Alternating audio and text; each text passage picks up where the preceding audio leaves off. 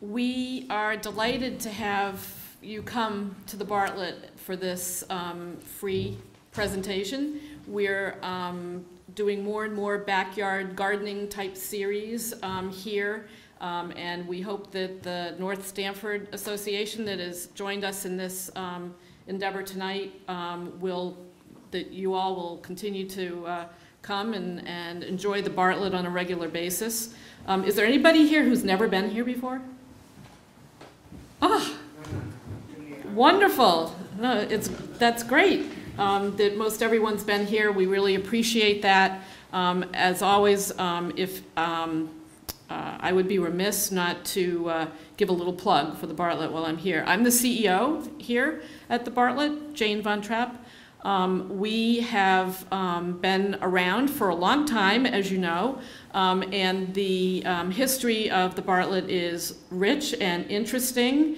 And if you have any more reason to learn, we just came out with a new book, and it's all about the history from about 1965 forward, but it does talk a little bit about Dr. Bartlett, who started his business here at the F.A. Bartlett Tree Expert Company. One of our contributors to this lecture tonight, Dr. Neil Hendrickson, is from Bartlett Tree Experts, and he will be joining in this conversation. We have Jay Petro from Petro Landscapes in Westport, and he has been doing a lot of work on alternatives to lawns, which obviously we all know that lawns require a lot of water. And we also have Twig Holland from Aquarian, who's going to talk about our reservoirs and the drought. And it seems hard to believe considering the flooding, the torrential flooding we had today, but the sun's out now, and that's a good thing. But I don't think we're out of the danger yet. So we'll learn more about that. We'd love to have you become members if you're not members. Love to have you join us as people that enjoy the place, walk on our trails. We have 10 hiking trails, and we have a lot of other things that go on here in the way of summer concerts. We have Arbor Earth Day coming up on April 22nd, which is an educational forum with master gardeners that will be teaching people about composting and about tree planting and tree pruning. Bartlett Tree Experts partners with us on that. We have our annual plant sale on May 13th, where we propagate a lot of native plants, and we'll have those for sale. We also have our garden tour that's coming up on June 11th and 12th. And then we have a fall gala, beer, barbecue, and botany on October 12th, where you'll learn quite a bit. And it'll be a really fun event with country music and all sorts of interesting stuff. So we hope you'll join us either for our summer concerts, come here, take a walk. We're dog friendly on leashes, and enjoy some of our other programming that takes place. We do have a really wonderful summer camp for kids too, where half of the kids that come are from Inspirica. And I'm sure you all know about Inspirica. So without further ado, I'm going to pass on the mic to Twig Holland from Aquarian, and then she'll talk, and then the other two gentlemen will talk, and then we'll do a Q&A at the end with all three. They'll be up here as a panel and be able to help you with any of the questions that you may have about this particular serious topic. Thank you for coming tonight. Good evening. Good evening. Thank you, Jane, for the nice welcome and the introduction. And yes, the irony was not lost on me that I was driving through a torrential rainstorm from Bridgeport on my way down here. We are not out of the woods yet, much as we would like to be. And what we're going to be talking about tonight are the current drought conditions and a bit about the past drought conditions. The actions that Aquarian has taken to alleviate the severe drought and to get water down to this part of the state. And then we'll talk a little bit about what you can do to conserve water at home. A little bit of background, a couple of fast facts about Aquarian. The company was founded in 1857. One of the founders was P.T. Barnum. And it has quickly become, over the course of the last 150 some years, one of the largest, or the largest investor-owned utility in New England and one of the 7 largest in the country.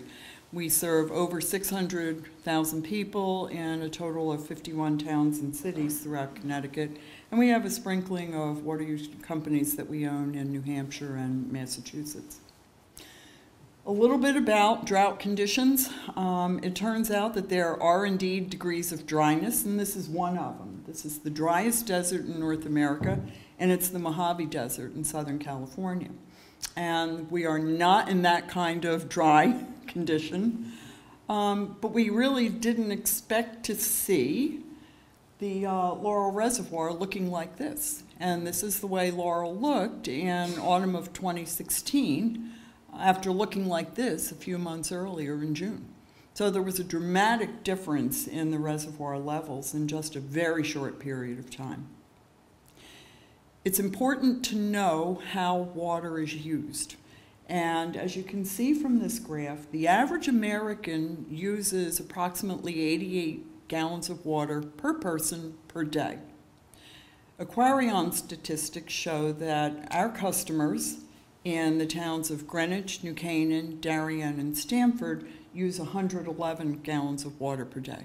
So just on that basis, we are already above the national average by over 20 gallons. But the more interesting thing is that 1% of our customers uses 741 gallons per day, per person, and that's 10 times more than our bottom 50% uses at 74 gallons per person per day. So we've got a very high, disproportionate number of residential households that are using an awful lot of water. Here's how we know some of the things that we know. This looks at average, as it says, average residential single-family use. And we take the winter months where the consumption is lower because there's no watering, there's no car wash, gardening, or any limited, if any, outdoor uses for water. So we set a baseline of 5 months in these winter months, and then what we've been able to see is how a dramatic trend increase in water consumption during the summer months. And that's, this is for the towns of, I think the top line is Greenwich, and then we have Darien, New Canaan, and Stamford. And this, of course, would be the baseline if everyone used the same amount of water throughout the year.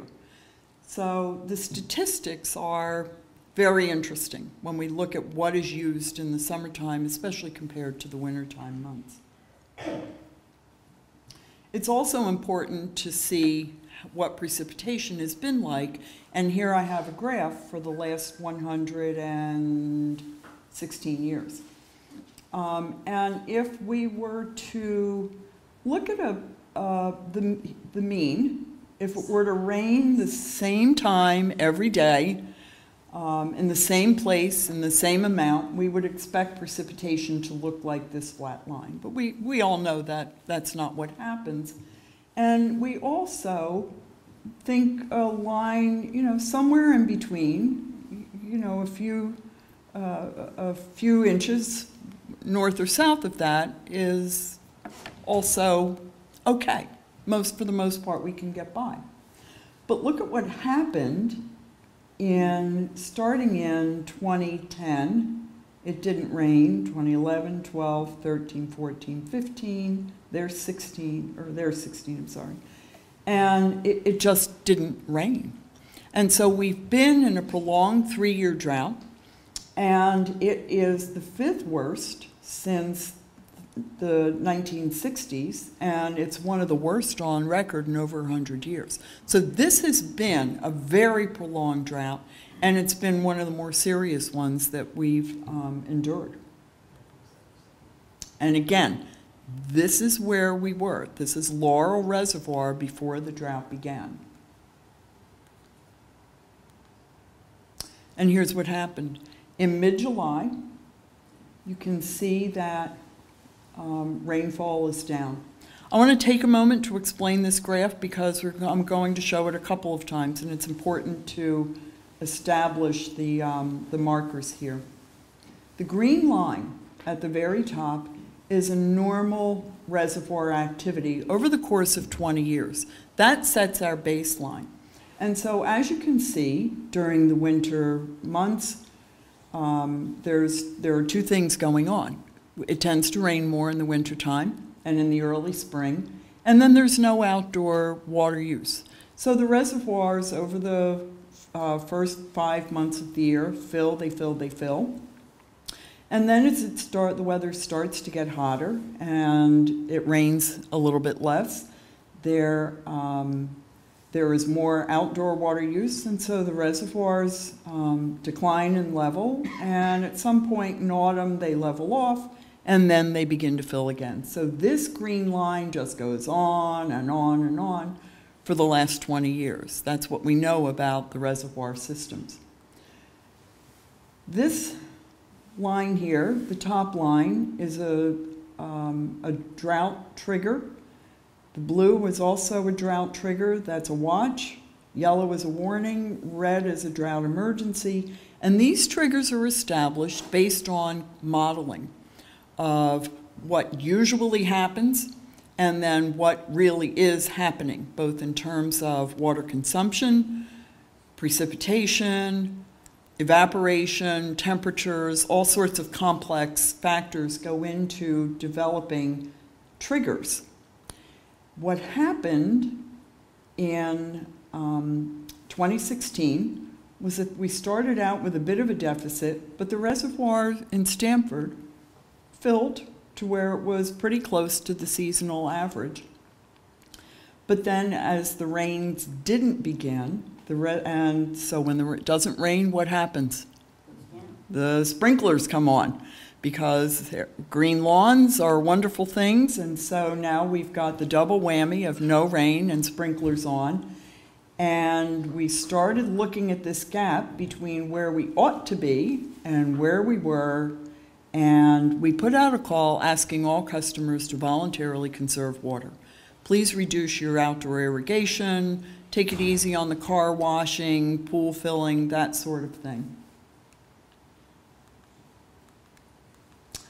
And what happened was consumption went down a little bit, but then it shot back up. Fast forward 30 days, and this is a map from NOAA, the National Oceanic and Atmospheric Administration. And as you can see, the drought had overspread. It was moderate. It was all through Connecticut and Massachusetts, parts of New York.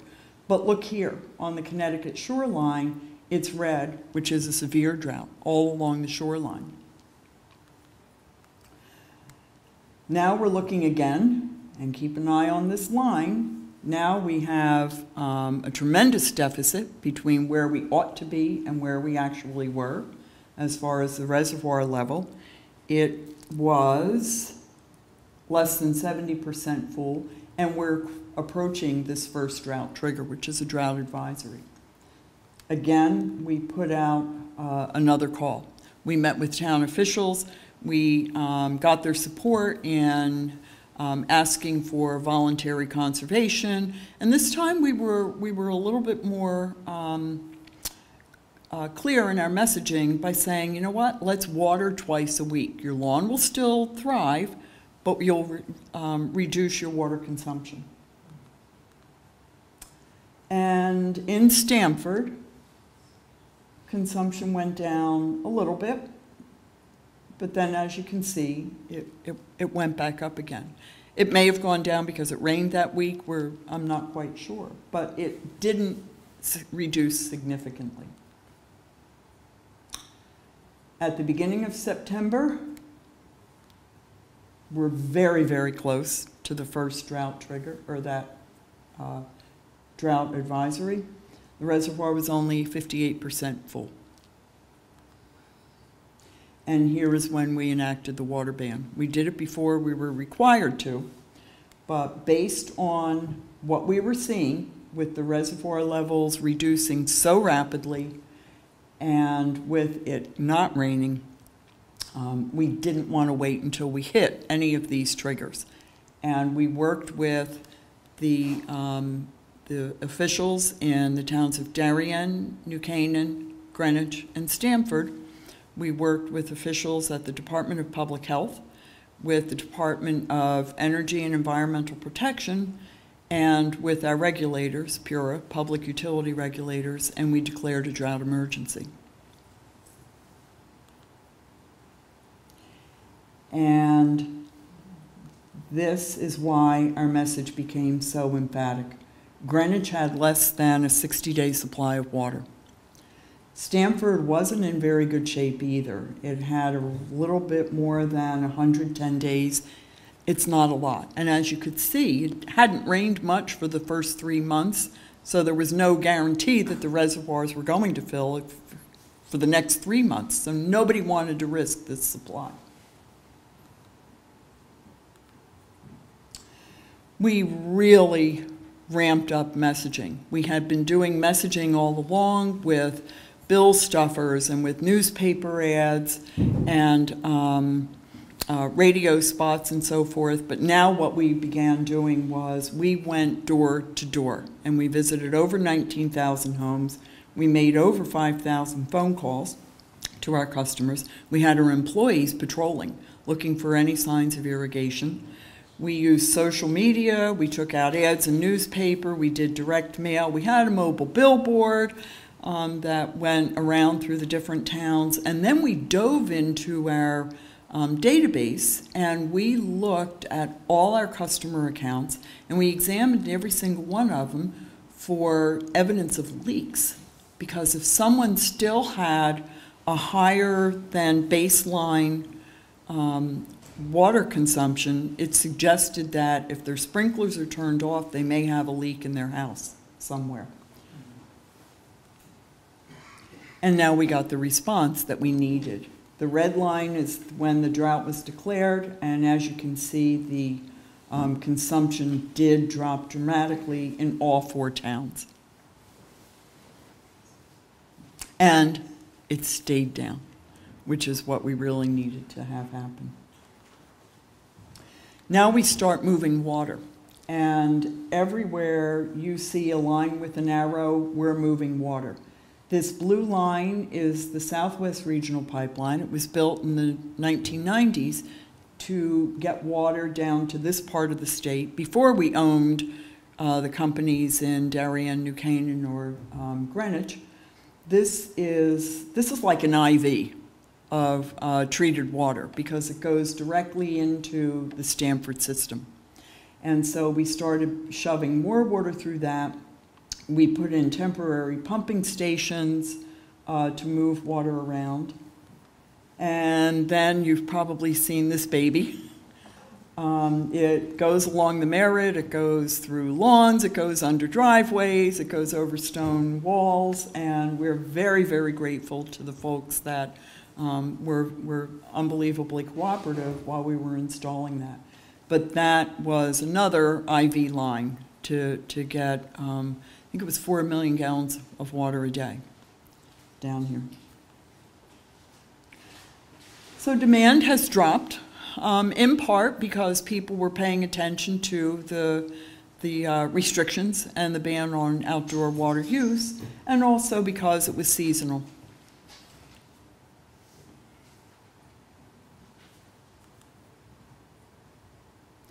Here's an overall look at the Stamford Reservoir system. So as you can see, we started here, we came close, we did a voluntary request there, another voluntary request there. Here is the mandatory ban, and as you can see, we not only crossed the first drought trigger of an advisory, but we also brushed up against the drought watch. We've somewhat loosened the restrictions. There is still a ban on spray irrigation. You can't have an irrigation system working. You can't use a sprinkler attached to the end of your hose. Those uses for outdoor water are still banned, and they're banned until April 30th. What you can do is you can use a soaker hose, you can use drip irrigation. They tend to get more water right to the root systems. You can now power wash a house or a deck, especially before you paint it. Fill a pool, do irrigation dust control. You can turn your irrigation system on to test it, set it, repair it, and then put it back to off position. And now commercial nurseries are permitted to use irrigation. And we allowed these uses because we realized the impact that the ban had on commercial businesses and on homeowners. You know, when you have just planted for new construction, you need to be able to water that planting. If you've just set a garden, or a lot of people plant shrubberies in autumn or in early spring, you need to establish those things. We've now turned our sights on the indoors. We want folks to pay attention and to work to reduce their indoor use by 20%. And that would put this area with the national average of roughly 88 gallons of water per day. This is an example of a postcard that we're circulating. The single biggest thing that you can do to reduce your indoor water consumption is to look for leaks. Toilets are notorious for leaking. So if any of you have ever heard the water run when no one has just flushed the toilet, that suggests that you may need a new flapper valve because water is leaking out very, very slowly and your tank has to fill to maintain its level. And also give a check at the tubs and the faucets and the showers and so forth. Check appliances. A lot of times people forget that there is a water line going to their refrigerator. So give that a look every once in a while. And then it's tough to remember to do it, but if you do have, in the spring when you charge your water systems, mine I have to turn on with a faucet in my basement. And so check for leaks there. Make sure that you don't have hoses or any loose connections that are leaking. And then it's simply a matter of conserving. We encourage the use of low-flow shower heads, low-flow toilets, sink aerators every chance you get. If you have an opportunity to replace a washer or dryer or a dishwasher, the new models now are more energy efficient, plus they're Energy Star rated, so you'll get the additional bonus of getting a reduced electrical load. And then it's simply paying attention. I do a lot of presentations to schools, and I'm always telling the kids, who brushes your teeth? I do. Your mother does? No, I do. Nobody brushes my teeth but me. Good, because here's how you can save water, Johnny and Susan. Turn the tap off while you're brushing your teeth. Don't leave that water run. You can save over 3 gallons, not almost. It's over 3 gallons of water simply by turning the tap off. And then it's paying attention. You know, keep a pitcher in the cold in the refrigerator if you need to. Take shorter showers, and for those who know what a Navy shower is, you're welcome to have at it. I have brought, I have a handout for anybody that would like one, and I do have a shower timer that y'all can take one home. Using conservation methods, this is a very busy chart, but to unscramble it for you, the bottom line is by just paying attention and having some water efficient devices in your home, a family of 4 can save 312 gallons of water per day. Going forward, we continue to keep a hawk eye on our reservoir. Greenwich has filled nicely. It's a smaller reservoir system, and so it drains more quickly, but it also fills more quickly. And Greenwich is close to 95% full. As of a couple days ago, I'm sure it's more full now. Stanford is behind a little bit. That was at about 84 or 85% full. And so we're watching those, and we're also watching the Bridgeport system. It's a much bigger system, but that system has done the heavy lifting with getting water down here to areas that are starved. We are also continuing to use the temporary infrastructure for the time being. we're planning a long-term series of long-term capital projects. And where you saw that Southwest Regional Pipeline, we're planning a partner pipeline for that as well. And then we've ramped up our communications, and the message is now going out through radio spots, and we'll have ads at the train station as well. So while we have enjoyed more rain, and rain is not always enjoyable, as if you're driving through it and lugging equipment through it, but we're enjoying having the reservoirs fill.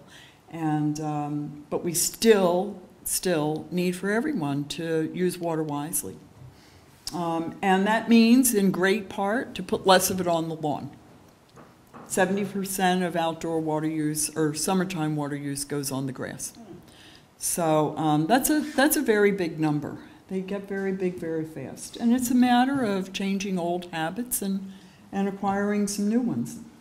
On the handout that I have, there are a wealth of links to websites and so forth.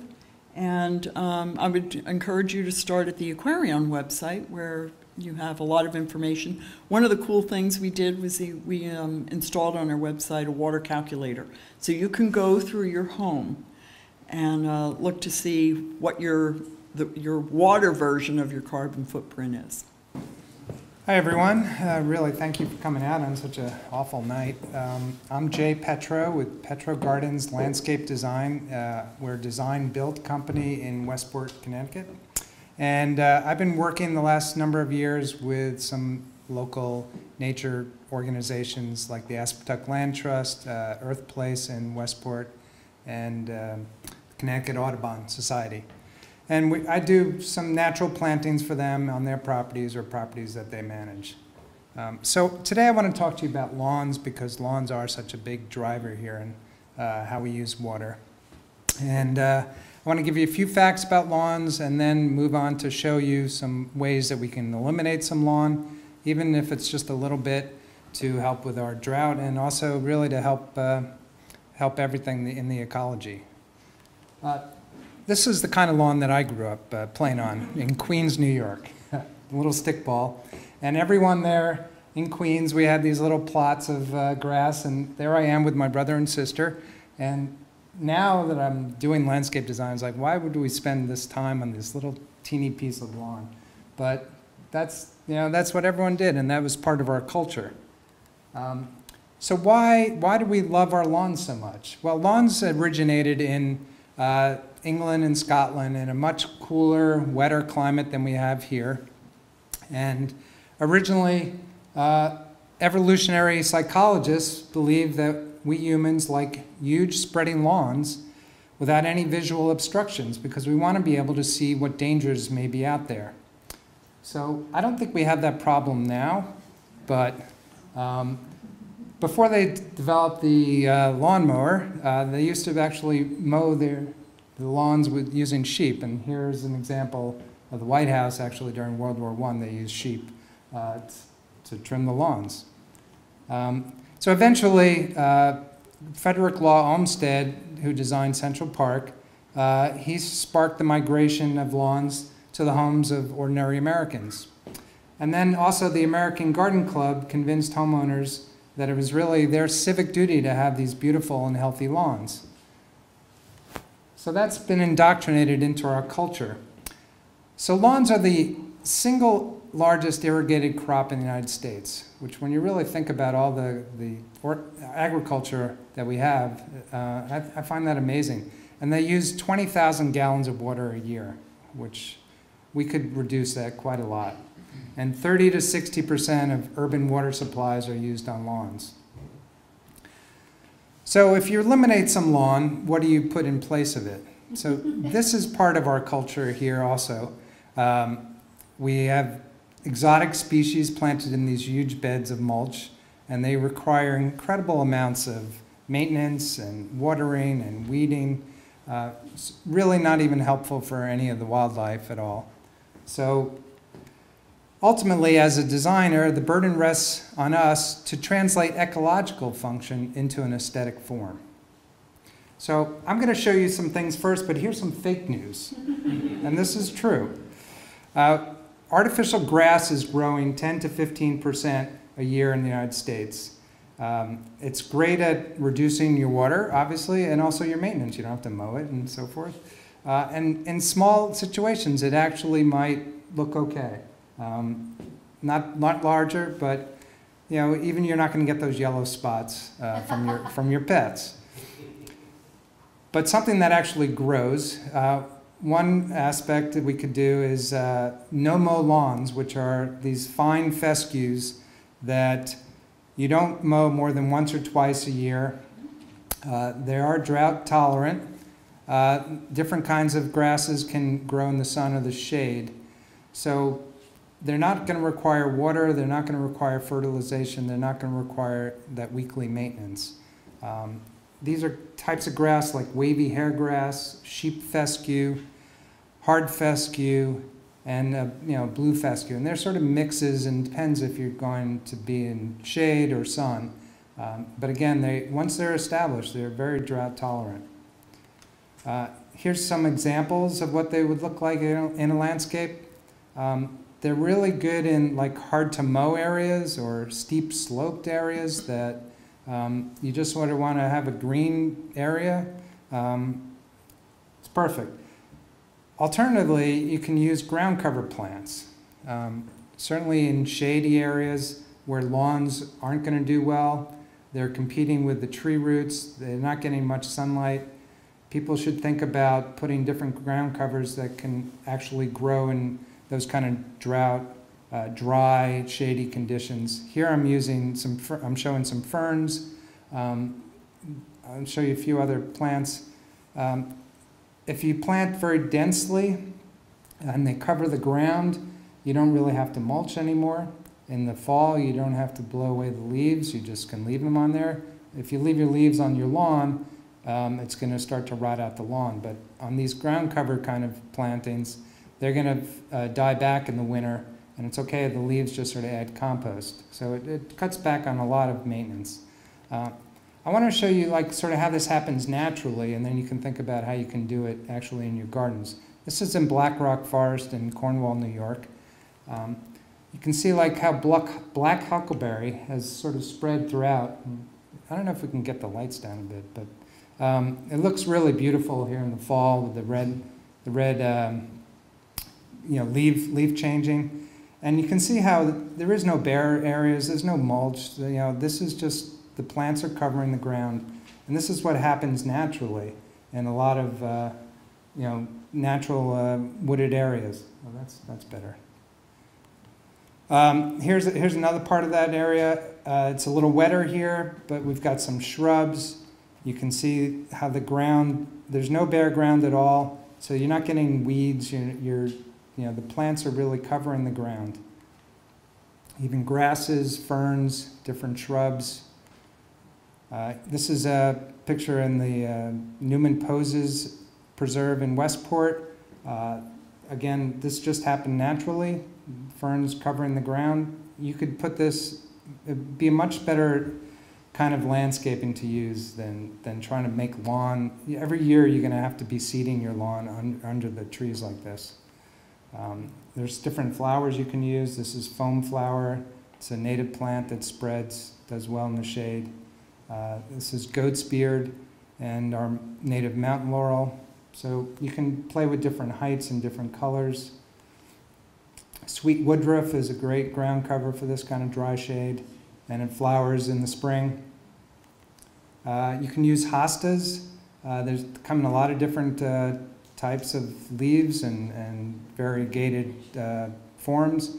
They are not deer resistant, as most people know, and most of this presentation is deer resistant, but if you have like an area that you really like it, you can spray deer repellent and just, you know, this is my yard, and I just sort of focus on this to keep the deer away. And they come in beautiful colors. So then, for those sunnier areas, we can talk about tall and short meadows. And these can be all grasses, or they can be a mix of grass and flowers, native and non-native plants. As long as they sort of like the same environment, they're going to work well together. They, again, cover the ground so the weeds won't emerge. and there's very low maintenance. You cut them back once a year, which is around this time of year at the beginning. The reason that these meadow plants do so well, this is some of these various prairie plants, and you can see that the root systems are 8 to 15 feet deep. So if you've ever pulled out a boxwood or pulled out some of these shrubs in our area, they're only about a foot deep, the root systems. So you can imagine how much more water these plants are getting, and they can really tolerate a lot of drought. In Storm King, I don't know if people have been to Storm King. It's a sculpture park, and they've got some great meadows there. This was all lawn at one point, and they were mowing it constantly. And Darryl Morrison, a landscape architect from Wisconsin, came in, and he seeded this lawn with native plants. And the maintenance on this is so much less. Again, it's just one time a year. Yeah, and there's no watering involved. It's beautiful. You can have, your lawn pathways. So in your properties, you might do narrower than this, but you could still have a 6-foot wide grassy lawn path, and it would be great. Again, these are the sculptures. This is a Menashe Kadishman suspended. I actually did stand under there at one point. It looks like it will crush you, but I don't know how he did this. This is actually just 2 native grasses, so they're not like mixed, and you can sort of see the different colors clearer here. This is little blue stem in the foreground and switchgrass in the background, and that's in the fall. This is actually at the Greenwich Audubon Society. This is like later in the season, probably August, September. This goldenrod and asters, so you get a lot of color. So you can see the range of natural things that are happening. This is in the Newman Poses Preserve in Westport. Those are high bush blueberry plants in the foreground. The red leaves, they're great. And then it looks like a little blue stem meadow. This is in my backyard. So I started a little meadow because I got tired of mowing the lawn. And again, it's a mix of natives and non-natives. This is a property, this is the before, and we planted a lot of wetland plants in this sort of drainage area, and then added flowers that are drought tolerant on the uphill slope. So I planted these in groupings, so you get a little bit more of a design sense. So how to start these, you can start these meadows with plugs.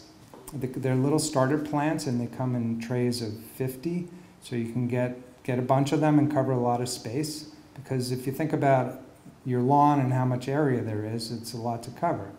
But they grow fast. They're easy to plant. You have to kill the grass first. Then later on, around this time is when you cut this back. And eventually, within a year or two, they really do grow in quite quickly. And you can you can control the design better by doing these plugs. Yes? How did you kill the grass without damaging the soil, the micronutrients in the soil?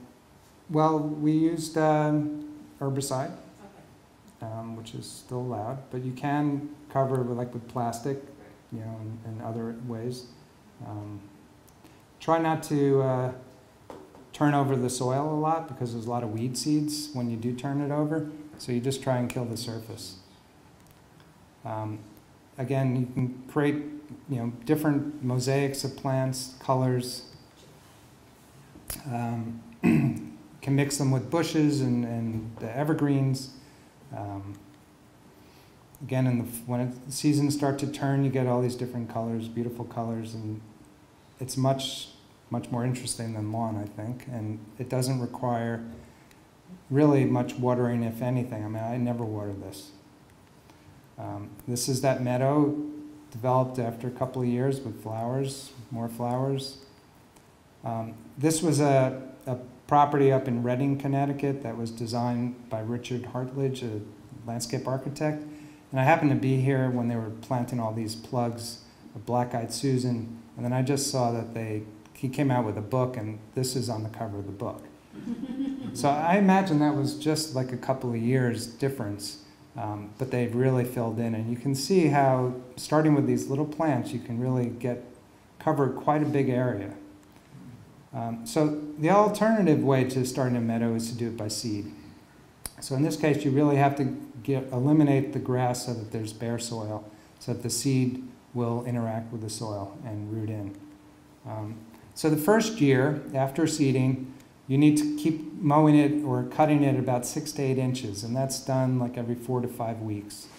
The reason being is any weeds that are in there, they're going to start to flower and then go to seed, and you don't want that. So you want to cut the weed before they can flower.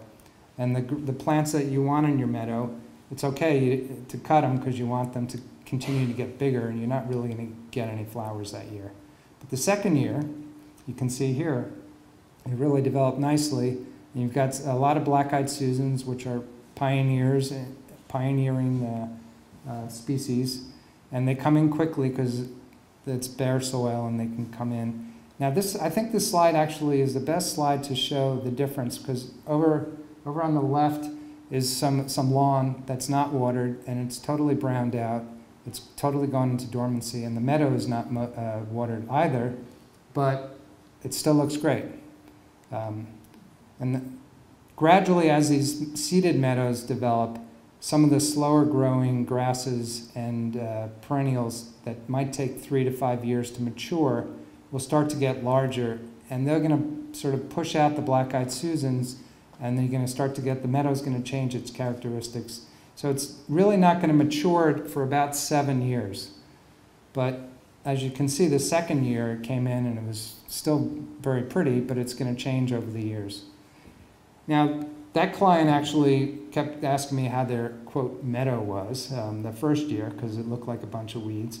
But the second year, they liked it so much, so now I've expanded it. So we're going to seed this in a couple of weeks. The grass has been killed off in the fall, but we haven't scratched it off the surface yet. And then you can get into more highly designed gardens, and these are going to be sort of around the world pretty much, but they're just beautiful gardens that they use a lot of these native plants. They use drought-tolerant plants, but they're used in very artistic ways. So this is Adam Woodruff. He did Jones Road. That's in the Midwest, in Missouri. Here we've got a lot of, in the foreground is this grass called prairie dropseed, but in between the grasses are taller flowering plants. He's got groups of plants. Here's echinacea, or some Joe Pye weed up there on the left, a white version. This whole area is a mix of native and non-native, but they all do really well in dry, sunny, drought-like conditions. And you can get these beautiful matrix of plants, and as the light hits them, they're changing color. As the season goes on, they change, but the old sort of grassy looks, when it flowers, it changes again. And you can play with different colors. So you can do this on a much smaller scale. You don't have to do it so large. One complaint that people have is when you sort of have these wild meadows that it looks so unkempt. So one way that a lot of designers are sort of making it fit in better, maybe with your Connecticut landscapes, boxwood hedges, is to sort of surround things with clipped hedges. So this is Peat O'Doof in Bury Court. This is in England. The Europeans use a lot of American native prairie plants in their designs because they tend to flower later in the season. So he's mixed, again, this sort of a little bit wilder, looser meadow plantings with clipped boxwoods. The contrast, I think, really works well. And you can see how it could fit in with these landscapes here.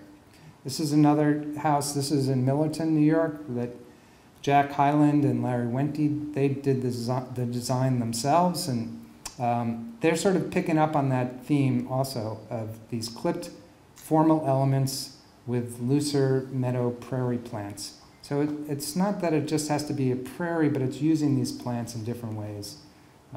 Here along the pool, these are all natives. They're all sort of pollinator plants. Switchgrass, black-eyed Susans, there's some mountain mint, they've created sort of architectural structure with the looseness of the native plants. And then they've done blocks of color that sort of mimic these formal hedges. So they're just ways that they're using the design, incorporating these native plants and drought-tolerant plants. And then there's architectural structures you can use. And a lot of these, the plants themselves have architectural structure as they sort of tower above things. This is Verbena bonariensis. It's not a native, but it looks beautiful with all the native plants and flowers a long time. Mixed in with some grasses here. The highline, which most people are familiar with, is another example of sort of these borders, but in this case it's really concrete and steel, and New York City is the border for these wilder areas. It's almost like the meadow is coming right out of the concrete. And again, Pete O'Doof and the other designers working on this, it's mostly native plants, but there's a lot of European and Asian plants mixed in that will still do well in this kind of environment. They've used railings, so everything looks sort of kept together, but it's pretty loose. And you could just sort of imagine this scene anywhere out in the field. This is an example, the house in Nantucket, and they've sort of created just 2 blocks of grasses to basically fill in their lawn space. So you can see they left some lawn for playing, but then they've blocked off areas. And even though these are monocultured areas, they still seem to fit in with the environment and the surrounding natural plantings. Lurie Garden is in Chicago. This one is, again, designed by Pete O'Doof and surrounded by the city of Chicago, but it's like 80% flowering plants. Some of the meadow type plantings can be more grass, almost 100% grass or 80% grasses. This looks like it's about 80% flowering plants. And they've done different blocks instead of mixing them. They've got stone pathways going through to keep these organized, and so you don't feel like everything is falling into you. These are some of the techniques that these people are using. Here, like the Scampston Hall, they've basically created geometric lines of grasses to cover the lawn. You could do this in your yard. You don't need to do like as big of an area as this, but you could really cover a lot of area and bind plugs, or even if you have some more patience, you could seed in grasses, and just doesn't require any water, any maintenance.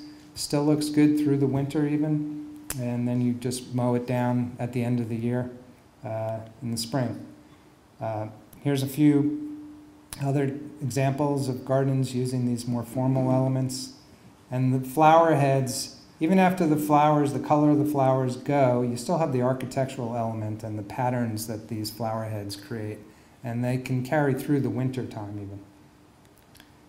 And then you can really create some beautiful, coloring. It looks dry here, but it still looks so, full of color.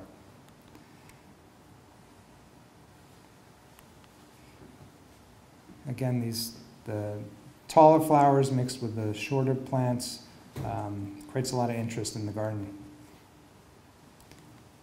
So I'm going to just run through a few of the specific plants that you can maybe take note of. If you want, you could email me. I left some cards there. I could give you a list of plants if you're interested. Again, they have great ornamental qualities to them, and they're great for pollinators. And they support the moth and butterfly populations. And through the winter, a lot of the seeds from the grasses, or the birds will really keep feeding them. So here's red switchgrass. There's a number of different types of switchgrass. It can grow in wet and dry conditions. And little blue stem is perfect for those really hot, dry areas that you hardly can get anything to grow. The little blue stem was, in one of the earlier pictures, it turns this sort of pinkish mauvish color in the fall. It's great, but it's blue through the summer. For the shady areas, I had mentioned sweet woodruff and foam flower that flower once a season, and look beautiful covering the ground. Couple of shrubs, you can use bayberry, which is used around the beach areas and sandy, dry areas, and as is shrubby cinquefoil or potentilla, and that comes in many different colors. Sweet fern can create these colonies of this interesting texture. It really doesn't like good soil, it likes bad soil. And that's the thing about a lot of these drought-tolerant plants. They like poor quality soil. So you don't want to put in a lot of nutrients. You don't want to get new topsoil and compost, because the weeds like that stuff. These plants really like the crappy, dry soil. Beard's tongue, again, beautiful flowering, prairie plant. Prairie dropseed gets about 18 inches, 2 feet, spreads, turns this interesting orange color.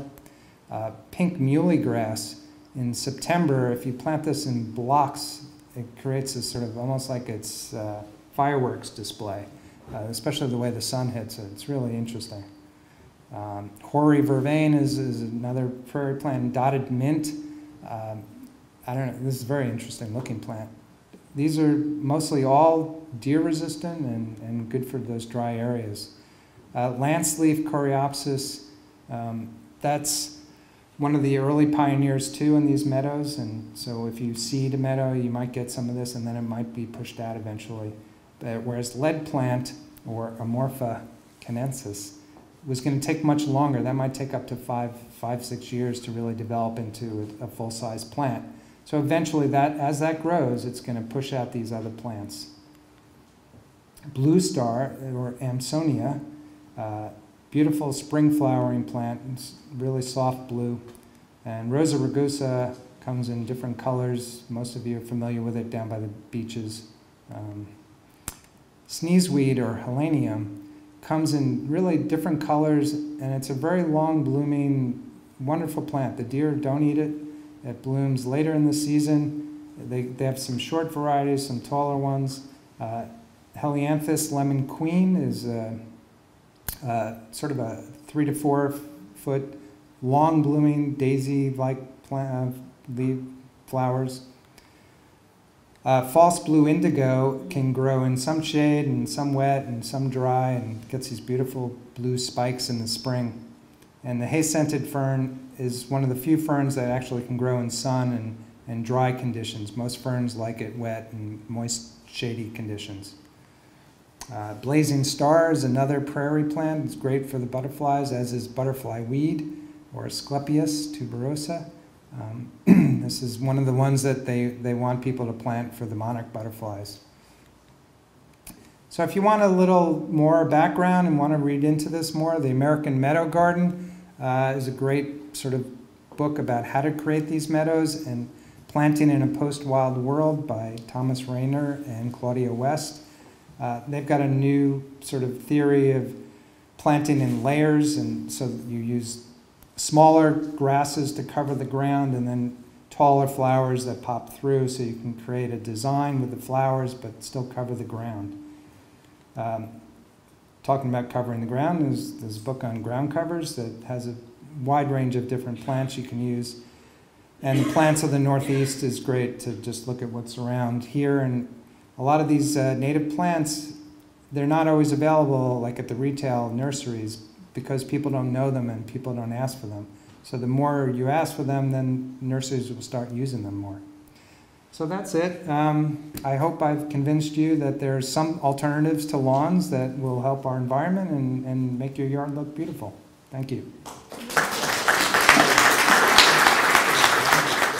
Anyway, arborist's perspective, as Monty Python used to say, and now for something completely different.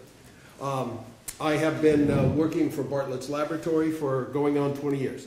So I will just bring up a little of what each of you did, but basically wander off into the woods, so to speak. So, this was my original first slide. I like the title so much, I got it off of an investment website. Danger lurks as extremes become the norm. And it's nice and scary, which is what I like to do when I do a talk like this. One of the things that we worry about, plant people, is that not only the short term, which you kind of alluded to, but the long term, because trees live a long time, and that's what we worry about.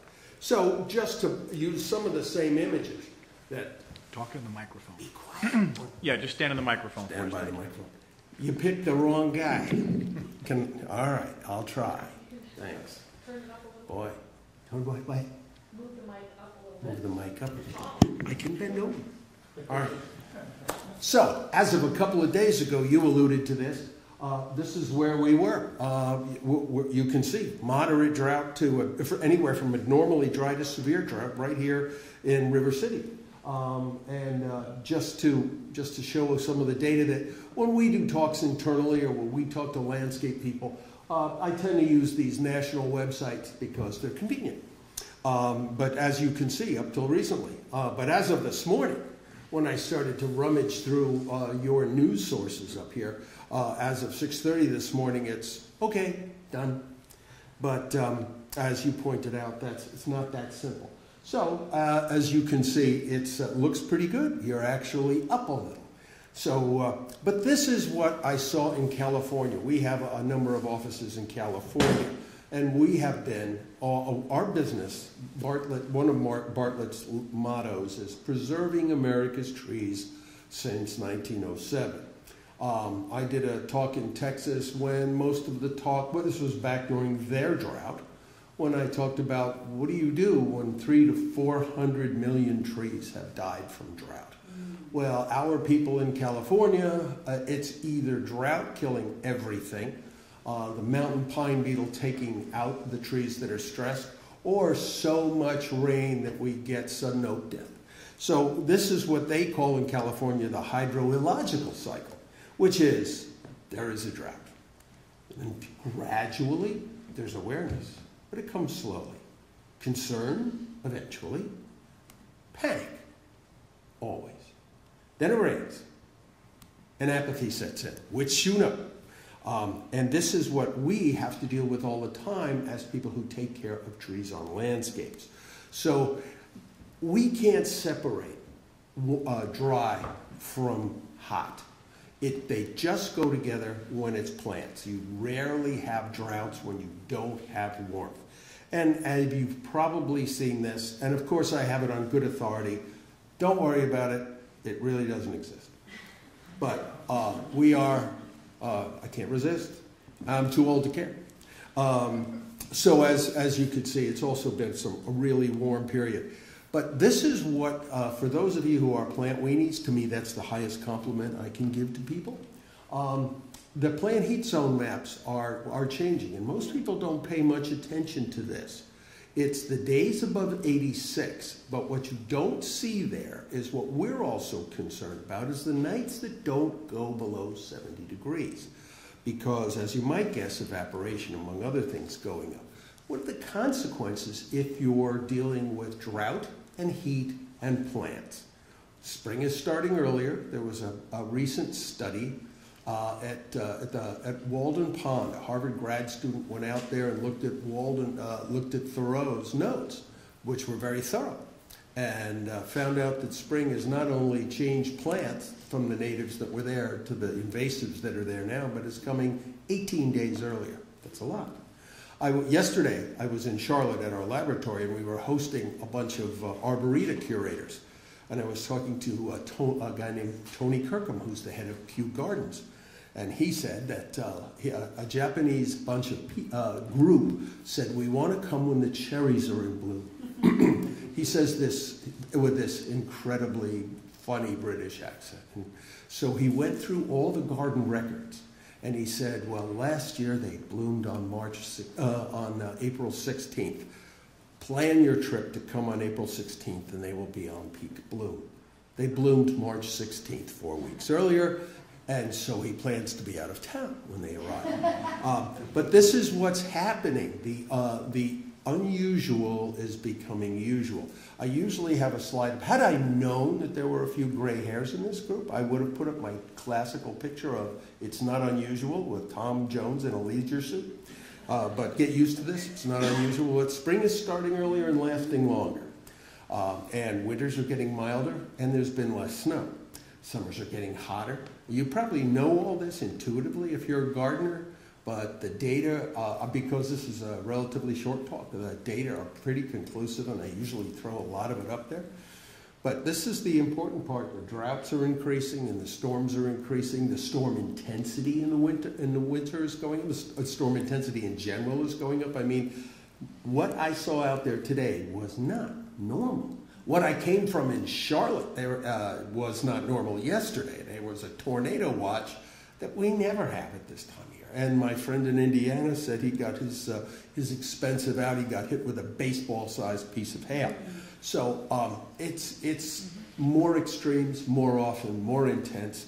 And so for even something as simple as plants standing up, there used to be right outside a black walnut out here, if you knew, but during Sandy, I think it was, and then the white pine went over that went through a house where there's a little parking spot now. There was a lot of extreme weather that hadn't been here since 1907. So trees might fail because of the higher wind. So it's getting pretty scary because it's also happening at a faster rate than any of us predicted. We thought climate change, we thought it was called global warming. We thought it was going to be slow. It's none of that. It's climate disruption, and it's occurring at a faster rate, but more irregularly. It's tough on plants. However, this heat now, these heat issues, they're starting to code, the people at the USDA and the American Horticultural Society are starting to code plants for heat tolerance. So that little by little, as we get plants and start to look for trees, we're going to know what their range of tolerance is. And I'll come back to this. But just to keep you in a lousy mood about what spring is bringing, allow me to say that it's supposed to be well above normal. Right through June, the temperature. So what's it all mean for plants? Is that this is the thing that I'm not a great plant physiologist, but this is one thing I remember. If you look at temperature and photosynthesis, this is assuming there is enough water, that it just comes right up until it gets to a certain temperature and then it peaks. Then it becomes asymptotic, levels off. But the thing about respiration, which is the reverse, which uses those materials, the carbohydrate produced in photosynthesis, uses them up for maintenance. Well, as you see, that rise with temperature also. We call the difference here in trees net primary productivity, growth. What it calls a growth potential here. So as it gets warmer, both speed up. But the problem is you run the risk of having it get narrower and narrower until growth stops. And then what happens, it's all about the available water because you can only run that system on water. The evaporation, the transpiration will increase. Some areas will dry out and trees just won't tolerate it. They'll just stop growing and either other plants will grow better or insects will take them out. And I'll mention a couple of things like that. So just some gee whiz kinds of stuff that I take off the internet that almost all the forests that when I talk to people, certainly across our company, there's something scary going on somewhere. It's drought, and drought brings on other things, which again I'll mention. This is something that's important for you who have trees or who have gardens or landscapes that you care about. We all knew, and I think I clipped this out of the article, we all knew that plants were stressed under drought, but we assumed when it rained, apathy sent back in. We assumed that trees just bounced back. But it's typical now that a single drought, a severe drought, and we've had 2 in a row late in the growing season, the damage that trees suffer, it's like, I suppose, a heart attack. You can go and run a marathon, but it's going to take you a while to come back. So this can go on for a long time. So for those of us who deal with trees, our antenna are way up about what it's going to take, what's out there lurking that's going to sneak up on us. And simply put, trees just take time to adjust. All the bad things going on out there, the insects and the climate, everything is changing faster than trees can adapt. And there's a king of the one-liners professor that I know pretty well at Rutgers, Jason Grabowski, and as he says, trees live in the averages but die in the extremes. And we're talking about droughts and extreme storms and things like that. So dealing with plant stress becomes something that we're going to be worried a lot about. But if you're, I went to forestry school up Route 95, and so what we remember is Connecticut was largely a beech birch maple type of forest, and the models are showing that they're going to mostly just move out north to their natural range. And the forests of Jersey, oak and hickory primarily, not that we'll have any oaks left with bacterial leaf scorch and oak wilt and all those things, but it'll gradually convert. And so there's no hickories in the nursery trade. I wish there were. It's the only bulletproof plant I know. Excellent. You don't have to do anything. So I did a talk like this, and somebody afterwards, I got an email from somebody in the audience saying, I looked for the hickories all over. I said, no, they don't sell them because they're boring. The only thing that's good about them is they're bulletproof so far. Don't plant a monoculture. I'll come back to that. So the hardiness zones are changing, as you might see. I tried to zoom them in on what they used to be, so you can see that northern Connecticut was sort of a 5, and southern a 6.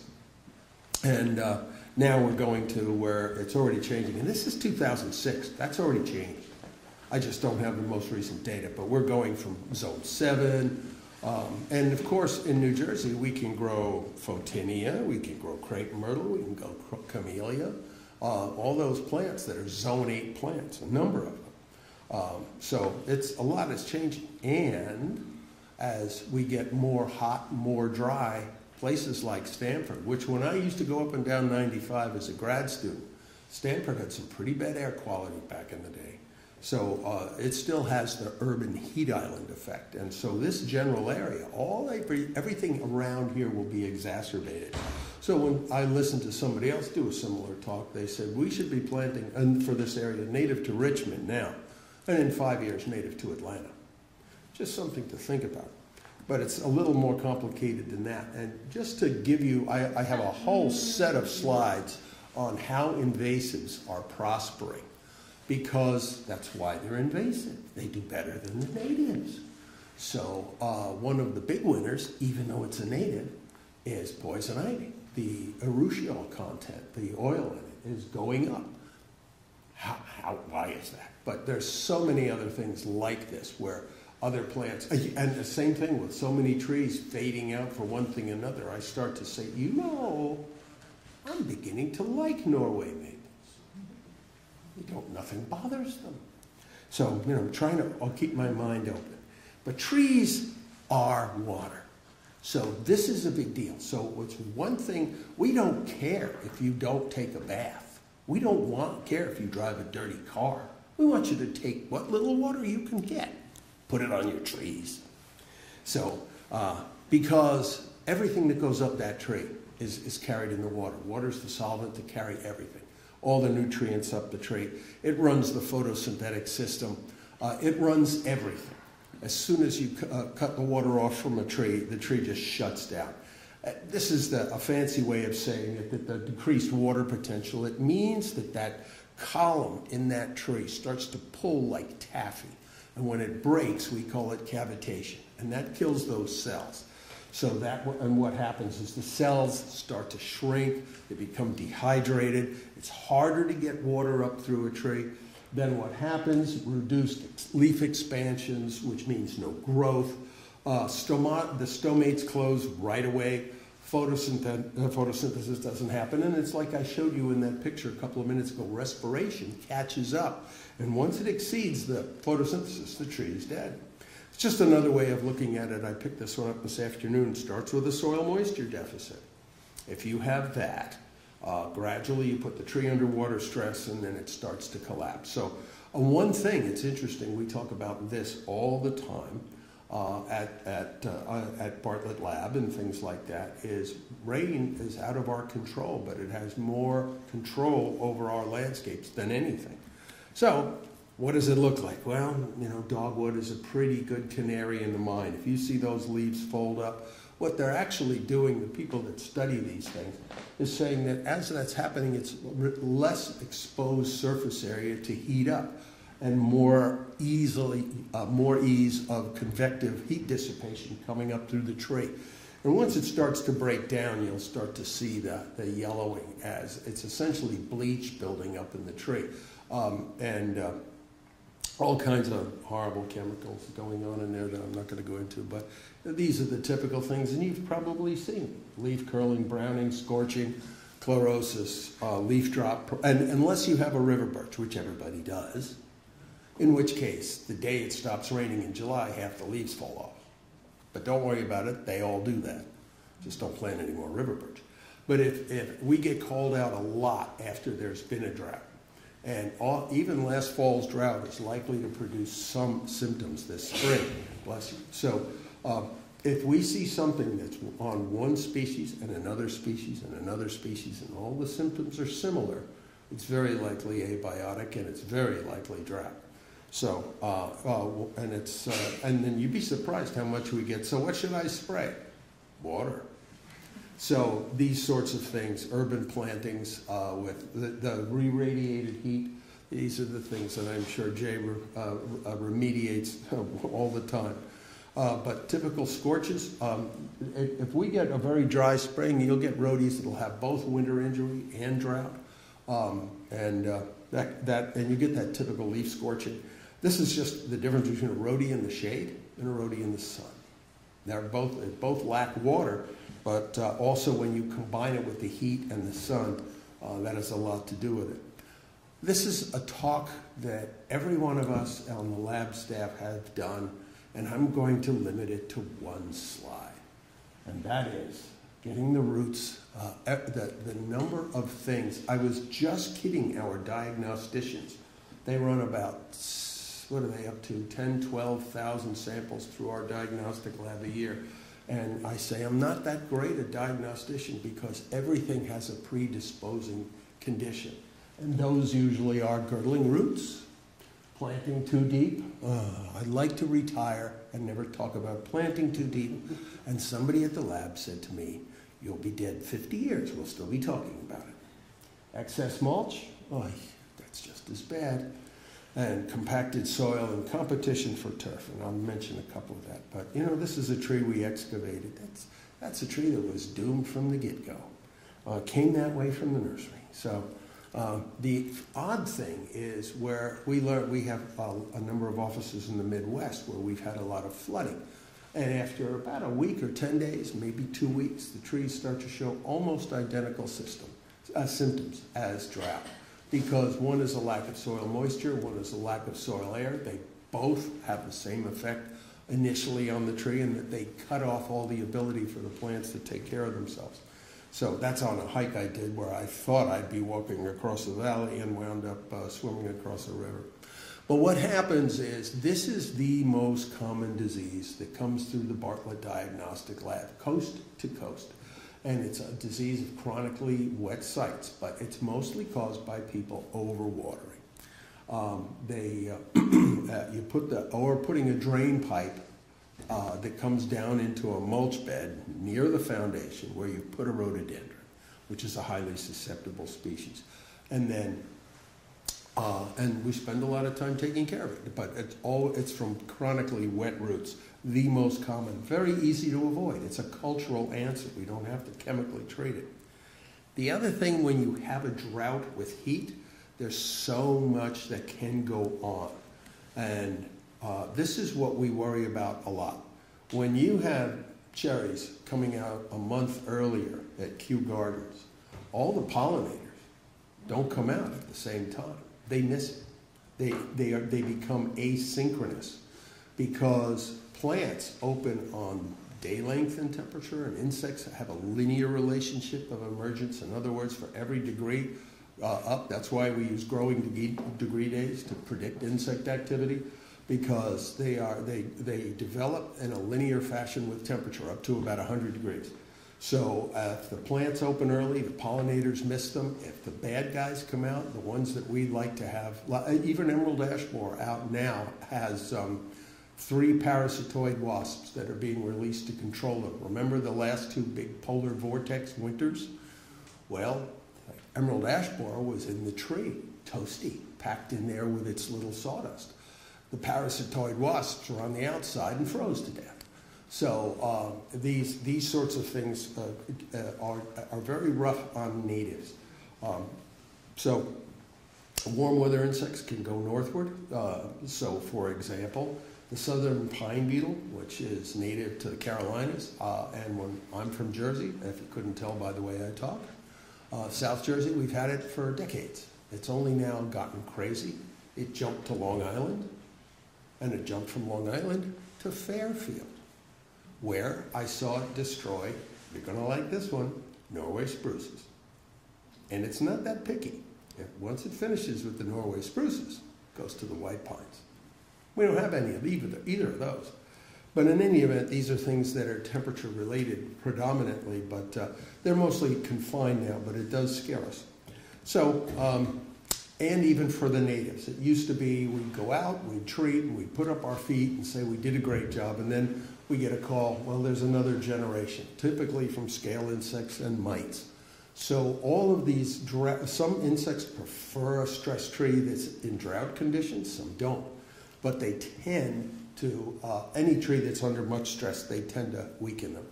And this is another scary one. It tends to favor the pests, especially the invasives, compared to the native beneficials that I just mentioned. So, as I said about trees, the pests are changing faster than the trees possibly can. So there's a lot for us to worry about. But here's one of the things that also, as an arborist, when we get called out to go help people out, and we get the what's wrong with my tree call, if it's an insect, great. If it's a buried root flare with too much mulch, okay, fine. But if there's an interaction, anybody that knows anything about analysis of variance or statistics or anything, it's impossible for us to tease apart to get the key factor. So what we also have is when you add these extremes, not only do we have moisture extremes, too much water, too little, then you have the temperature extremes that go with it.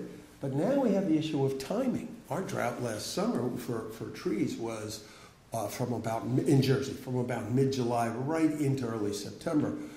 So when the trees get out of their growth phase, they're taking all those materials that they made and start allocating that carbon to defend themselves, to grow, and do all those things. When the tree shuts down, those stomates close.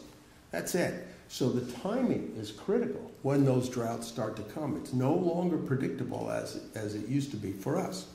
And then the other part is, once you get down to the plant level, well, what the plant does, the pest that attacks it does, or the disease, and then the natural enemies, there's another level of interaction. So what we call this is anything, as I think you saw it up there, is what we call a swag. And you're welcome to use this term. I give it to you freely, a scientific wild-ass guess. This has nothing to do with what we're talking about except to say, look forward to this too. Because there's also nastier mosquitoes. There is plenty of data on the fact that Zika has been driven by this too. But we're getting more nasty mosquitoes of different species, so just be prepared. In the town where I live, I'm on a couple of committees, and what the mayor says is, do not talk to Neil about trees. Fair warning. So what do? How can I approach this in our view, the way Jay's talking about it? Diversity. You already nailed that. But when it comes to trees, diversity. If we want to keep our pests down, if we want to keep our trees healthy, no more, I took it out, but there was, I have a couple of slides of streets in Minneapolis and St. Paul that were lined with ash trees. Yes, well, you can guess. But as we say, so I'm drinking the Kool-Aid that Jay put out, minimize the lawns, maximize perennials, maximize natural areas. And the more different species we plant, the more that are likely to resist pest attacks, and the more that are likely to adapt. If they succumb to droughts or pests, try something else. This is where we are now. We don't know where we're going. So maximize the diversity that's out there. Natives, we get this all the time. Oh, we need to plant natives. Native to where? As I said, native to Richmond? Okay. I have somebody, a grad student, when he graduated, when he got his PhD, gave me 4 Pyrenean oaks. They are thriving. Where did he get them? Mediterranean, in the Pyrenees of Spain. They're doing great. We need to look all over the world. This is another way. Be adventurous. He says, don't get hung up on natives. My guy, Jason, that's looking backward. The environment is changing forward. We really have to think where we're going with all this, because we're going to be burning coal again, and solar will be banned and all that. Never mind. We should be looking globally. There's a lot of cool stuff out there, a lot of cool genera. And this is a similar picture. In 1953, the city of Worcester, Mass. had a hurricane, and they planted, in response, the low bid with about 85% Norway maple and some other red and sugars. And then along came, I happened to be there the day it was discovered, and there was kids at a pool knocking Asian longhorn beetles off the trees and handing to us with these long pool skimmers. And I kept one for a long time. It died. But anyway, that's what happens. This is not due to, it's due to an invasive insect, not due to weather, but we haven't learned, is my point. We're planting things that may not be well adapted, and where do you don't have to go very far to see monocultures. And we hate monocultures. So, and no matter where you go, they're there. Of course, you probably don't know what this is. You have any idea what that is? Those are the trees that were being stored in New Jersey that are now at the 9/11 memorial. Those are 600 swamp white oaks, identical plants. And there they are.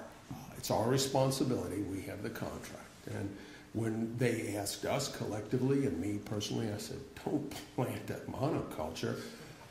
And they said, oh no, this was a distinguished landscape architect. And it's been, we can keep them alive, but these are probably the world's most intensively, unsustainably cared for trees on the planet. And there are things that once they break out, they go like wildfire through 400 identical trees. So we had a landscape architects forum at the lab a couple of years ago, and somebody from Michael Van Valkenburg in New York, who's pretty well known, said, a new landscape's the beginning of an experiment. Change is inevitable and unpredictable. I loved it, so I wrote it down. When you go out and look at your lawn, having heard what you've already heard, get rid of your lawn, and don't forget that trees and lawn. If you like your lawn, and I have a confession, I have a place that was all lawn. I planted 30-odd fairly large trees. Still, I have lawn, and I hate to say it, I like it. But only a little. And but the fact of the matter is I really need to wean myself off, but it's nice to look at. But the deer like it too, so it's a big issue, as you've already heard. When we talk about sustainability, lawn is not in the equation. And people, we hear this all the time, so just be aware. Turf grass and trees do not get watered the same way. That's the only reason I put it in, even though it's been addressed. If you overhead irrigation, we'll come and burn down your house. Because what all this does is create leaf diseases that you're going to pay us to suppress. Also, you lose about 30% to evaporation. So when we see this sort of thing, it kills me. But and to give you some sense of it, you've heard about personal consumption. How about trees? These are pretty good data that comes from a variety of papers over the years. You get a tree that, I tried to guess that has a 36-foot spread. That's why I chose it. We're talking about 500 gallons a day on a hot summer day when the water's available. Pretty incredible numbers. There's, same one. Don't do this. Don't do this. If you're going to water a tree, don't do this. And don't do that. That's not what we like. Your arborists will yell at you if they're good ones.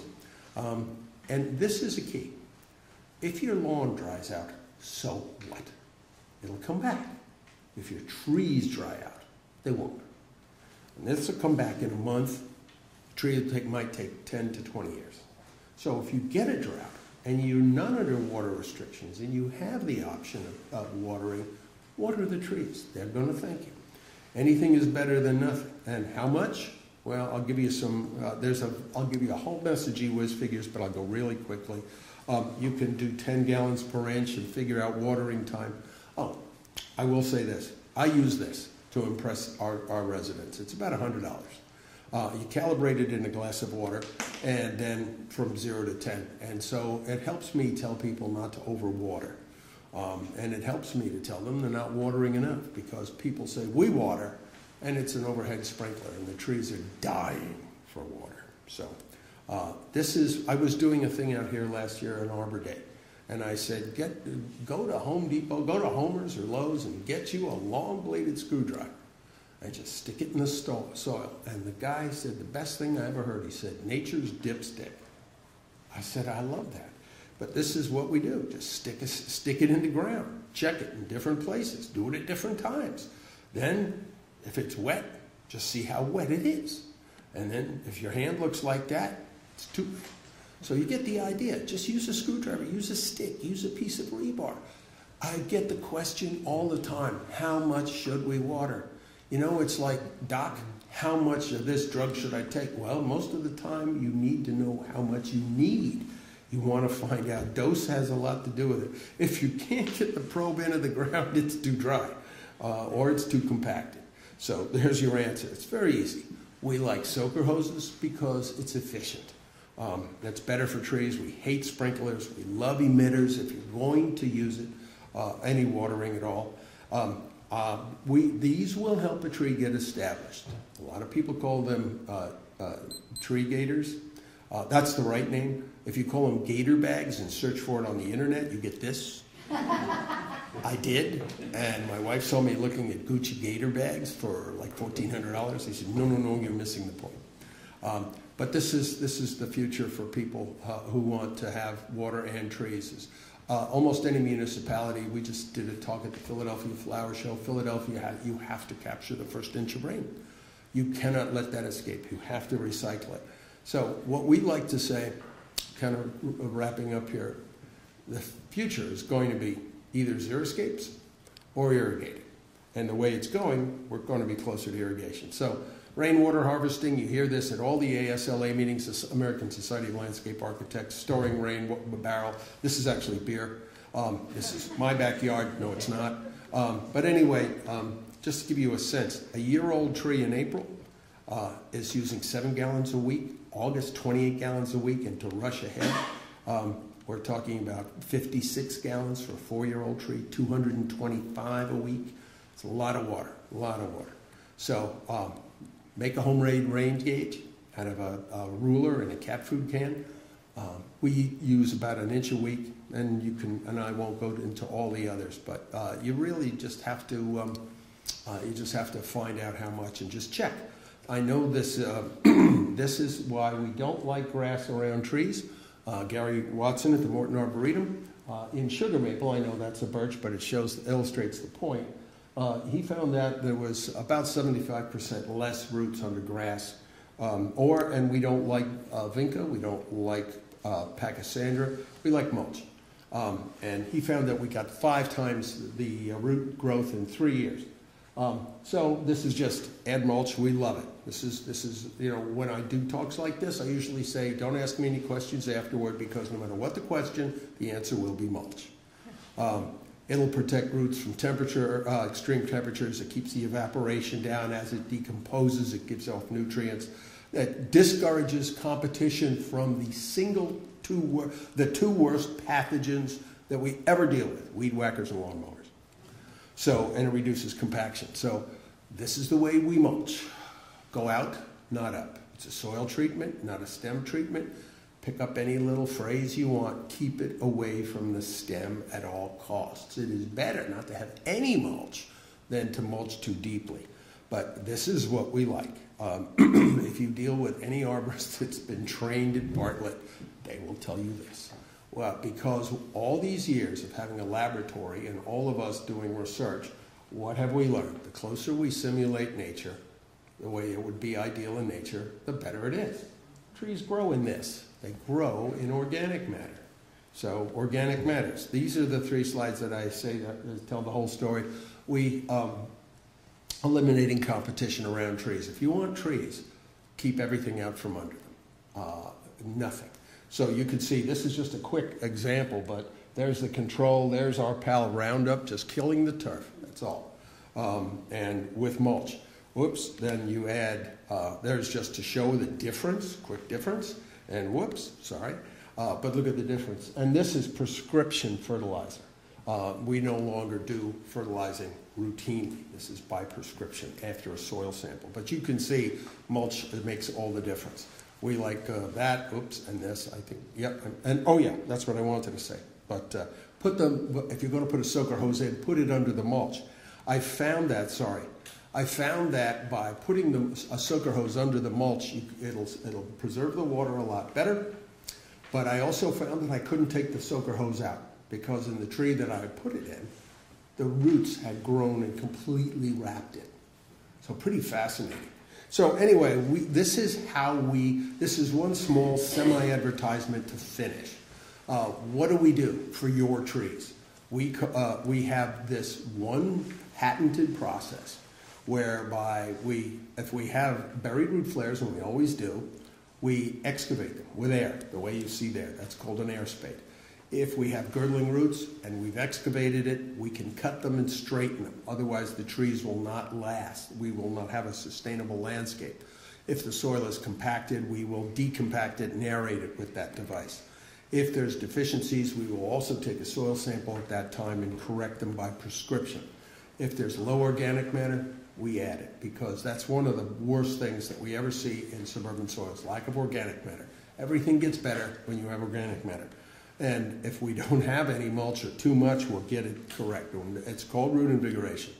By prescription, I did want to mention that, for example, we are now learning the value of potassium as a nutrient addition, not to correct a deficiency, but because potassium is critical in opening and closing stomates on plants. So if our potassium levels are relatively high, those plants will deal with drought better. Calcium is critical in cell wall strength. One of the first things that happens in a drought is plant cell walls start to break down.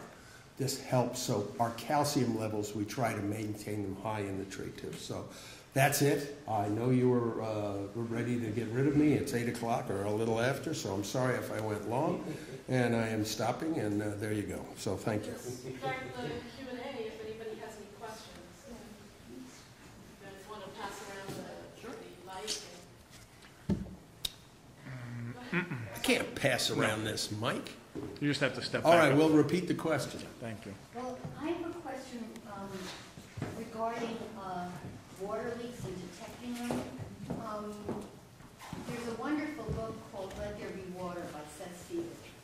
And one of the things in Israel is that they have software similar to the software that our credit card companies have. They see an unusual charge on it. And whereas most cities have like a 40% leakage of water, Israel's gotten it down to 16%, in some cases 10%. They can detect water leaks within minutes or hours, and they'll call someone even before they see a wet spot, as opposed to they get their water bill, why is it so high this month? And if they say, well, I just filled my swimming pool, they'll say, okay. But it has lowered it amazingly. Now, you had mentioned you started going through your database.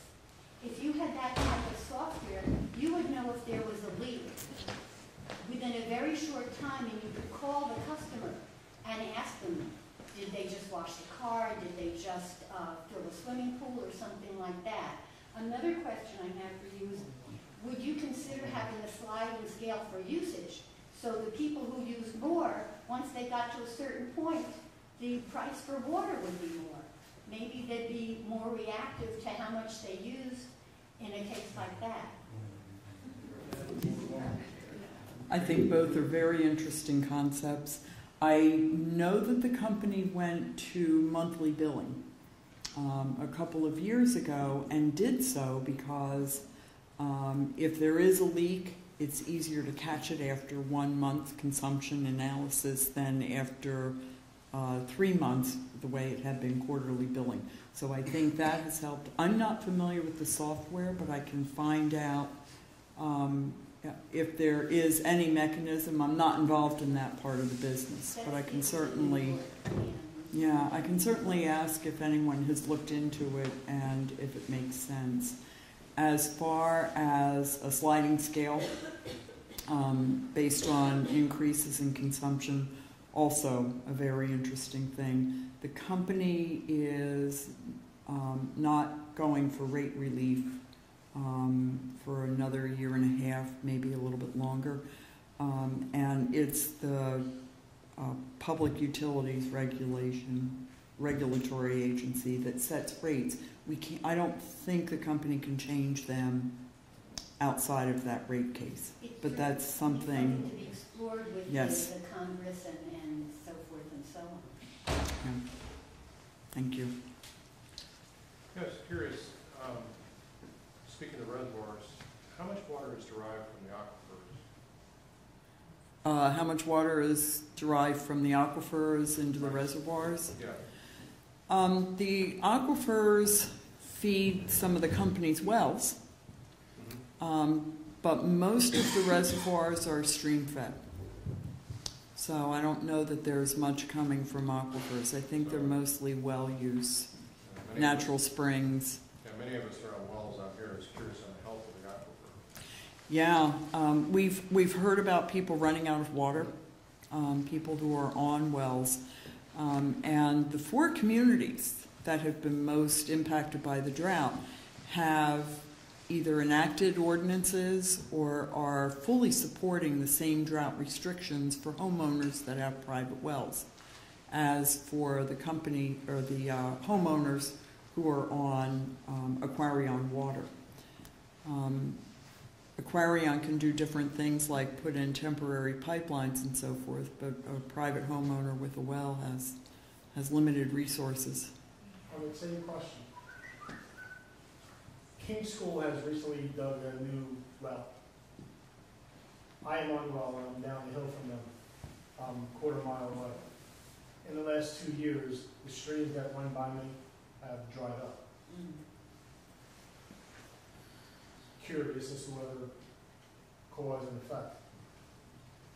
Well, we've been in drought the last 2 years too. I agree. Yeah. They actually dug a deeper well 2 years ago, or a year and a half ago, and that was the first year that we had a serious drought, and we did have another serious drought. You do have that lack of water, but they still are pumping out in a 2-inch hose onto their playing fields, their lawns. That's groundwater versus surface water, right? And What's yes, the transit time? and I am on a well. Everybody in our area is on a well. So concern is, I have a high sulfur content now, and I've recently changed my filtration system, but that sulfur is coming up quicker. I'm not a hydrologist. I guess the best thing I can suggest is to work with local officials or the Department of Public Health to see if there is any correlation between your neighbor's new well and the deficiencies that you're experiencing. I know stream flow has been impacted by the drought, so if you're seeing less water in a stream, that would make sense. It's just raining less. But to his point, my original question, if you do get water from the aquifer, I was curious, what is the condition of the aquifer that you're getting water from? Aquarion's reservoirs are primarily stream fed. I know primarily. And aquifers are underground. Right, I understand. Yeah. Okay, measure the aquifer that you're using. What is the condition of your aquifer? The ones where we have wells, Yeah. I believe they're fairly healthy. Yeah, but it takes longer for groundwater to recharge for precipitation to recharge an aquifer than it does to recharge a reservoir. Yeah. Okay. There's the Museum and Nature Center just down the road has a waterfall, which in the last few weeks is pouring beautifully, rapids. And of course, when the drought was at its peak, it was pretty dry.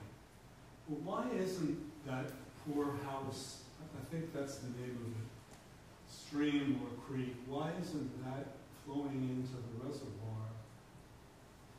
All that water is just running out into Long Island Sound. I don't know.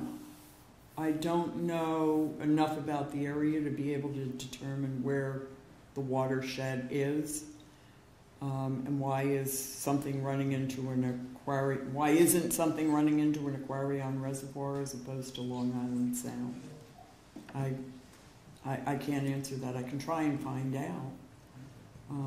Is somebody writing these questions now? Yeah. Can you comment on deep root tree fertilizing for trees? You have an opinion on that? Is it, I have an opinion for everything. Good. I'll write the questions. Number one, it's a misnomer. There is no such thing. Roots aren't deep. We refer to it as subsurface. And there's a lot of data that shows that routine fertilization is very much, there's a human analogy. If you give a 14-year-old boy a pizza, he'll eat it. If you give it to me, I'll eat a couple of slices and it'll still all go to my hips. So older trees typically recycle, and when they shed their leaves, they'll either resorb most of the nutrients, or they'll drop them, and as the rain falls, it forms a weak carbonic acid, and they'll recycle, because roots are active anytime the soil temperature is above 50 degrees. It rarely gets that cold here, down in the root zone. But the roots that we're interested in are within the top 6 to 8 inches. So number one, every soil, every bit of fertilization should be predicated on a soil test. We have so many soil tests in every area, in every zip code, that we do essentially have a pre-prescribed, localized fertilizer. So that we know that, for example, in this general area, in fact, we have one client in Greenwich, I tell our own representative, he could have his own fertilizer. We've taken so many soil tests on that property. But that's how we do it now. So the other thing is, years ago, if you go to the store and you see NPK, don't buy it. NK. You don't need phosphorus. Phosphorus does you no good. There's an abundant supply in the soil. Plus, if any of the phosphorus you apply does not go into the tree, and it won't, it'll end up in the sand and go over the waterfall on the way. So, as someone at Cornell once said in a great one-liner, we all live on waterfront property. So you shouldn't be putting anything in the ground that you're not pretty sure you can't get up the tree. Soil test. Don't guess, soil test. We run through about 10,000 of them a year at our own lab. We have probably the biggest database anyway. Yeah, don't routinely fertilize. And as far as a young tree, that's hotly debated. Do you fertilize a transplanting? What does the soil test say? You might want to take one from a root ball, if you have a balled and burlap tree, and from the ambient soil, the surrounding soil, see how they match. But for the most part, if you plant the tree right, put a mulch ring around it, your problems will be solved, because as the mulch breaks down with the moisture that hits it, assuming any does, it'll take care of most of your problems. So hopefully you got the 1,000-word answer for that one. But that's a whole talk. The question about the underground water wells, roughly, probably is a small portion of the urban area receives water from the reservoir. A large part of the population lives in an area where there is no pipes in the water. And I would like to know if you are aware of any study to control, you know, well A, well B, well C, well each one, how much they use. So we know what is the consumption in a particular area. The geological survey system must be involved in somehow to know these results. So because we are depleting, something cannot be replenished because of the drought. And then your reservoir here, the catchment area, was calculated with a rainfall of 100 years ago. The catchment area of this low rainfall has to double. And the morphology of this area is not that. You don't have a great valley, like a big dam. You have small things, small hill. You have to pipe ponds from here, put the water there. It's very difficult to create. So you have to go probably in a micro system of the small lake or interconnected. Because you have to try to catch a maximum amount of the water. So you have any information if Aquarium is thinking of the water department or whatever, more thinking than just blinking pipes? I'll try to answer you. The Department of Public Health regulates wells, private wells. And I don't know what kind of information they have or disperse about wells, as you've said, well, a well here, a well there. And to your question, I don't know that they look at how one well affects another. So that I can answer. I would suggest there is a water division with the Department of Public Health. There may be a link to them on the Aquarium website. So that would be a question best posed to them. Some towns and communities, I think Greenwich has some information about water in their community. So you may want to check, if you're a Stamford resident, if Stamford has the same information available. As far as water features or ponds or something like that, if I understand you correctly, diverting water from a stream or a reservoir, diverting water that would ordinarily flow into the reservoir. Again, that would be, I believe, a question for local zoning departments as to streams I don't think can be diverted onto private property. Jane is shaking her head, so If you go to the Historical Society here, there was a map. There is a map of how this reservoir was calculated. Mm-hmm. I looked at the map and I went to look at the rainfall average of at the time. So the catchment area was perfect. Now you need a double because it's less rain. So there are two ways. Or you make it rain more with some Indian communities. We would have to make it rain more. Or you would extend the number of collecting points. Well, we can expand the reservoirs. So you cannot expand the reservoir. Yeah, so that's not an option. But what we So can do. To a problem here, if you don't look at surface, catchment, use, urbanization. And unfortunately, there's no representative from the town, so we cannot talk. But there are important questions. Right. What we're encouraging people to do is to use water wisely, because it's the water that we have is the only water we're going to get. It doesn't. Like, you know, water is like a time. 1 minute, you cannot catch the minutes before. When you open, the water is gone. It is. Time for one more question? For the landscaper, I didn't hear you mention Pachysandra or Myrtle or those simple things.